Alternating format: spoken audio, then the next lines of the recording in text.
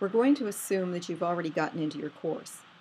Whether you are a first-time Empire State student or you've been here for a while, Angel has had a few changes, and we're going to go over your expectations for this course and what you should be doing in the next several weeks. First of all, when you're in the course, you'll notice that you open up to the course home page. There's the announcements area here in the center section. There's also bulletin board news in the lower right-hand corner. Whenever you enter your course, you should get into the habit of opening up the bulletin board news. If you don't see anything there, you can look at all posts. You should also always read your announcements. Your instructor will very often put announcements in that area. And again, if you want to view past announcements or all announcements, you can select those items from here. But it is very important that you look at the announcements. Let's take a look at the menu on the left-hand side. You'll notice that we are in what is called map view, indicated by the word map here in the upper left. We can expand this map or collapse it at any time, or we can discretionary open each of the items. You'll notice down here in the lower left we have another navigation tab. You'll see that there's the map here. There's also a What's New tab. I like to use that tab because if I click on it, it tells me what new items have been added since the last time I've logged in. If you're worried that you might have missed something, you can always click on the little calendar, select another date, and take a look at some of the other items that you may have missed. Let's go back to the map view. If I expand the map, I can see that everything is open. All menu items are open, all submenu items are open, and you can see exactly what's in there. I can navigate my course by opening up that map and clicking on any of the items in there. Of course, I can open up the modules and look at them from the main course area here as well. Let's take a look at opening the modules. Let's collapse everything and look at the first item, Course Documents Information. In Preview Week, this is the item that you must pay close attention to. I can open that further, open it further, and finally open it further until I see the documents that are actually in that course information area. You'll see that there's a welcome, a course schedule, and a learning contract. I can click on any one of these three items, or I can click on the main menu item, which will pull that item into the main window of my course. And you'll see there is a graphic for the welcome, policies and procedures, course schedule, and the learning contract. I can obtain any of these three items by looking also at clicking on the course syllabus documents, since those are course syllabus elements, and I can get to the policies and procedures by clicking on this link here. Let's take a look at the welcome. Keep in mind this is an upper level course, so the expectations of an upper level course are greater than the expectations of something that has been designated as a lower level course. So you need to be aware of that. The welcome area gives you all of the information you need to know about your instructor. The course schedule gives you all of the information that you need to know about what is due. And of course, the learning contract you must read very carefully. It gives you or lists your learning activities, readings, discussions, and all written assignments and any other projects that are expected for you to complete in this course.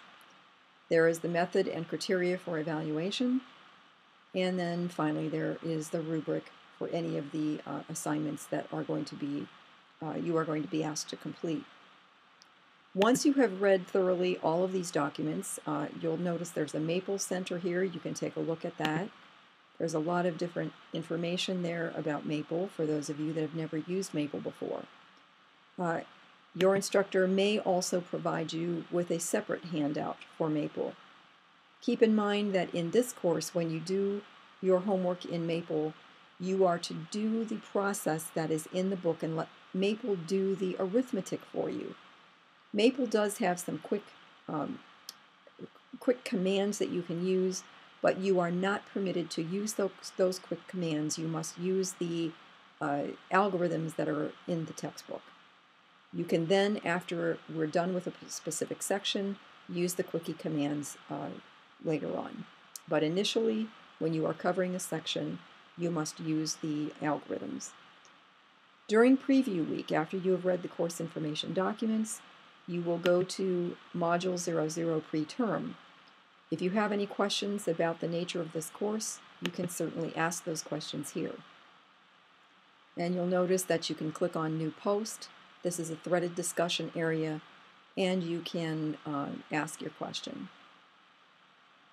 The icebreaker discussion is another discussion area.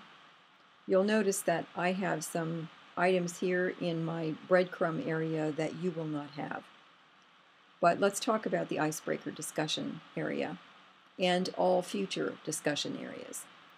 You can select the type of view you wish. The threaded view just gives you the subject of the thread and then who is responsible for having created that thread. You'll notice that one of the threads here excuse me, is in red.